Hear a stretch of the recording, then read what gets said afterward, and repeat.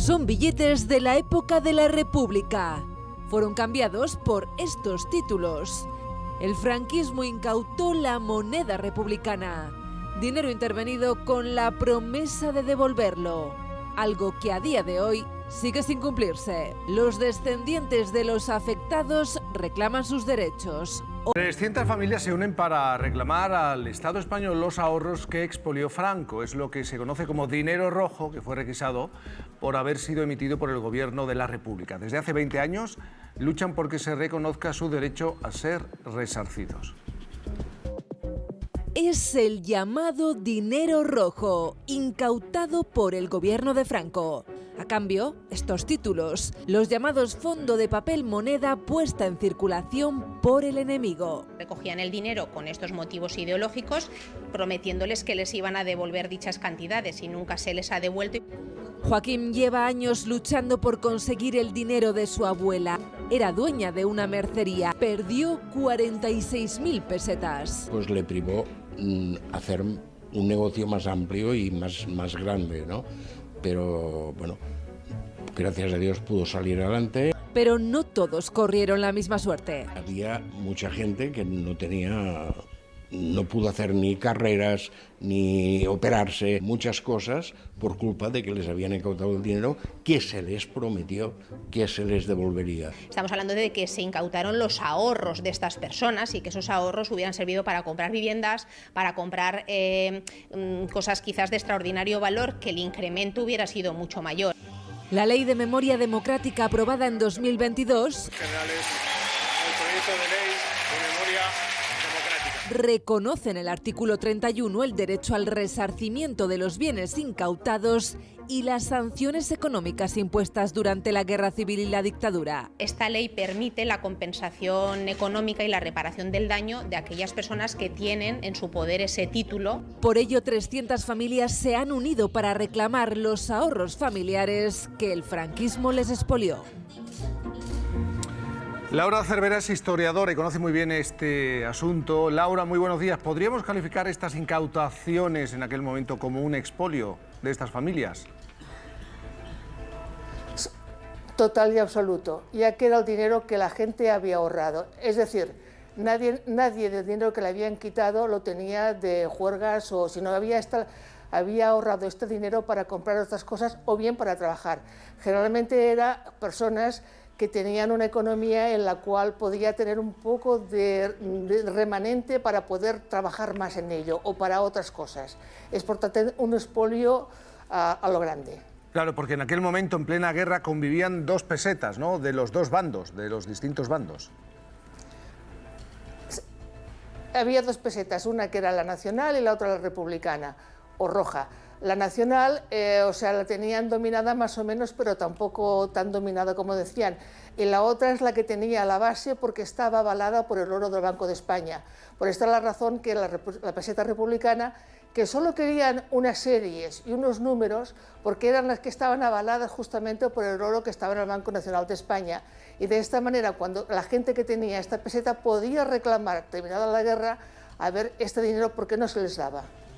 Laura, porque se les ofreció, hubo un compromiso de devolución una vez que se incautaron estas pesetas y estos bienes. Si hubiera sido un robo, no un expolio, un robo como tal, entonces estas pesetas no se hubieran dado un papel que estaba declarado como los billetes que querían y de la forma que querían. O sea, tenían ya una especie ya de papel escrito en el cual explicaban todo el dinero que querían. Y en la orden, incluso el decreto del 27 de agosto del 38 y la orden del 5 de septiembre de 1938. Es decir, no era una cosa, es decir, no te lo devolveremos, sino que está avalado para que nos los des, nosotros lo gestionaremos y después te lo devolveremos. ¿Y fue restituido ese capital en algunos casos o para algunas personas? Creemos que casi a nadie. No tenemos constancia de que nadie lo haya reconstruido, pero sí sabemos, justamente por Sánchez Achaín, que en el libro que explicó de la economía de la Guerra Civil Española, que al final ponía, quisiera saber a esta gente que se le quitó el dinero, si se le devolvió o qué se hizo de él. O sea, nunca sabemos exactamente lo que pasó, simplemente que se quitó, se expolió y que la gente se quedó arruinada. Laura, una más. Los ciudadanos que vieron sus ahorros incautados no eran necesariamente de un bando, no eran necesariamente republicanos. No, es la sociedad civil. Es una de las cosas que quisiera explicar siempre, porque la gente que ahorraba es sociedad civil, no es la persona que iba por la calle, oiga, traiga su dinero. Si lo guardabas, entonces ya tenías un problema que te ponían decir, oiga, usted está haciendo un contrabando y esto no puede existir. Pero sí, exactamente toda sociedad civil que estaba dentro de este tema, que tenía una peseta republicana de estas bases, era la que tenía que entregarlo. Si no, estaba expuesta a lo que le correspondía porque se lo quitaban. ¿Alguna pregunta en mesa? Sí, hola, buenos días, Laura. Quería preguntarle, ¿usted cree que por fin estas familias llegarán a tener esa compensación económica, como bien usted está apuntando, el tema del dinero que fue expoliado, como por ejemplo Alemania hizo en su momento durante la Segunda Guerra Mundial en el tema del Holocausto? Ojalá. Nosotros hemos luchado para todo esto. Llevamos una asociación que lleva más de 25 años en esta línea. Queremos ser iguales que todos los europeos y aún más, queremos terminar con este tema porque queremos siempre mirar hacia adelante, no pensar siempre hacia atrás como siempre se ha pensado. Si dejamos ese tema olvidado y la sociedad civil entra dentro de todo, entonces pensamos que España ya ha entrado en otra cultura, más que nada en adelantar y olvidarnos todo lo que fue la guerra civil, que fue también una desmemoria total. Ana. Laura, según la escuchaba atentamente también pensaba, y quizás soy muy pesimista, ¿no?, que esa compensación económica iba a ser muy complicada de resarcir.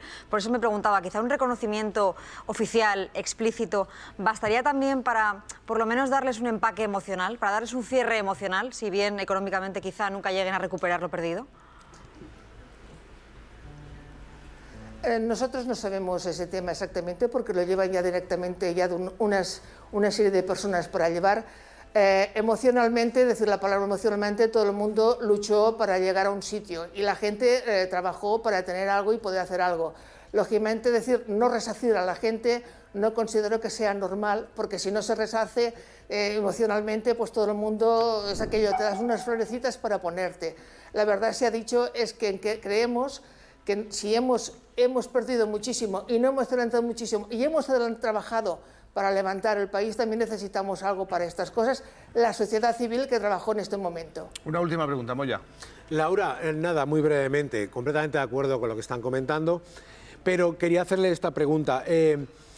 Independientemente de que se haya frustrado, pues todo lo que hubieran sido las expectativas familiares, de familias, de generaciones, porque no pudieron ir haciendo crecer esos ahorros, ¿de qué estaríamos hablando? ¿De una actualización con el IPC, por ejemplo, los 46.000 euros de uno de los ejemplos de esta señora de la mercería? ¿Qué significa ahora? ¿Significa una cifra muy grande resarcir a estas víctimas o no tanto? A ver, no creo que tanto como estamos explicando, pero sí queremos saber exactamente, o sea, qué nos dicen a nosotros el Consejo de Sabios, en el cual está explicado. Nosotros somos simples, digamos, personas que hemos recibido la pérdida del dinero. Hablar por hablar y decir tanto y tanto, no creo que podamos llegar a un sitio en el cual podemos decir tanto. No, hay que hablar y que las personas que llevan esto nos expliquen el tema. Laura, gracias. Buenos días. En 2009, Jaime, los compañeros de Informe Semanal realizaron un reportaje con familiares de los afectados y fíjense porque estas son sus historias. Todo el que tenía dinero de la República tuvo que entregarlo, porque si no se exponía a que registrara en su casa. Y si le encontraban billetes de la República, se exponía a que lo fusilaran. Decreto del 27 de agosto del 38. Bueno, pues aquí está el BOE. Y el BOE exactamente es cuando nos dice la tenencia de los referidos signos contra o después de este decreto constituye un acto de contrabando que será juzgado y sancionado conforme a lo establecido en la legislación vigente sobre la materia. O sea que si no entregaban los dineros, el abuelo lo tenía muy chungo. Eran las típicas ventanillas que parecían las películas del oeste, con aquellos manquitos que llevaban los empleados y contaron el dinero, le dieron el recibo y el hombre salió de allí y quiero recordar que dijo, ¿y ahora qué? Había mucho miedo. Yo, francamente, yo no había sentido hablar nunca de este papel hasta que mi madre fue muy mayor y me dijo un día, dice, es que yo tuve que ir a llevar el dinero y aquí en casa hay un recibo. Esos recibos que yo tengo de mi padre y de mi abuelo son de un dinero que entregaron, que era de su propiedad y que habían conseguido trabajando con su trabajo. Pues un dinero que les pertenecía plenamente. Si él pensaba cobrarlo, no lo sé, pero él me dijo que había ido muchas veces para cobrarlo y que no se lo habían. Lo decía la historiadora, con independencia de la ideología de los propietarios de esas monedas y esos bienes, claro, ellos vieron, estas personas vieron cómo se les incautaba todo lo que tenían. Claro, y a mí por eso me parece lícito que, invocando la ley de memoria histórica, tengan derecho a ser resarcidos, porque estas personas, como hemos estado viendo, tanto en los testimonios como nos está explicando la historiadora, perdieron todos sus ahorros y en algunos momentos incluso les impidió pues progresar de alguna manera en la vida. Así que yo, pues ojalá la justicia recoja y ojalá la justicia pues resarza, ¿no? Resarza a todos, independientemente además de su ideología, porque también desde el bando republicano se hablo de todos, se produjo Ángel, incautaciones pues de territorios, de terreno y otras cuestiones que luego, como ganó uno de los dos bandos, pues fueron más o menos restituidas, aunque no todas.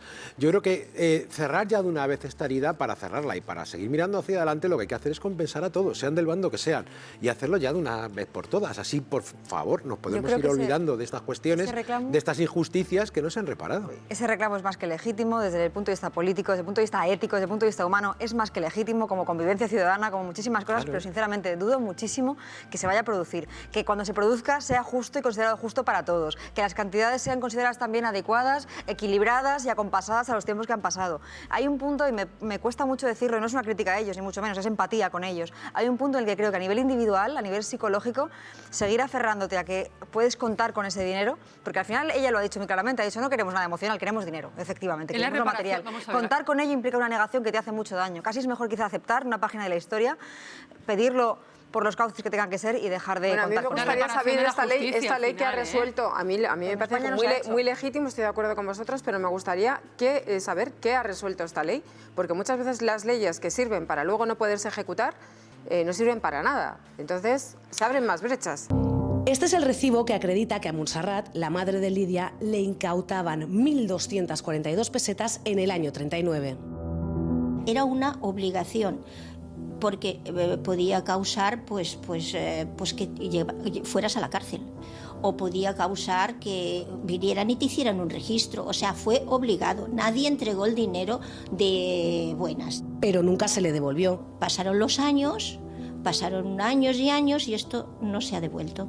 Entonces mi madre siempre ha estado con esta idea en la cabeza de poder recuperar su dinero. Pero yo me acuerdo que íbamos al Banco de España, yo era muy pequeña, y decían, bueno, sí, pero más adelante. Sí, esto se va a cobrar, pero oiga, más adelante. Su hija Lidia lleva más de 20 años intentando recuperar los ahorros de su familia. En aquellos tiempos, estamos hablando de una posguerra, el dinero hacía falta, ¿eh? El dinero hacía mucha falta a las familias. Nos hicimos pues un grupo muy grande, que éramos agrupación, y más tarde nos dijeron que teníamos que pasar a asociación. Fuimos asociación, somos asociación, y llevamos 23 años pidiéndolo. Ahora, gracias a la nueva ley de memoria democrática, está más cerca que nunca de conseguirlo. Pero Montserrat ya no podrá verlo. Pues Lidia, primero de todo, ya hemos visto más detalles de vuestro caso. Primero de todo, muchísimas gracias por atendernos. Hemos ido escuchando todo lo que se comentaba en plató y tú querías dejar claro que en tu caso, por ejemplo, buscas más justicia, hacer honor a tu madre, que por desgracia falleció en el 2018, que recuperar el dinero en sí. Es que es ya como una especie de homenaje. Ahora ya se ha convertido como un homenaje. Ella, su ilusión era poder cobrar este dinero porque lo sentía así, pensaba que aquello lo tenía que cobrar porque era suyo.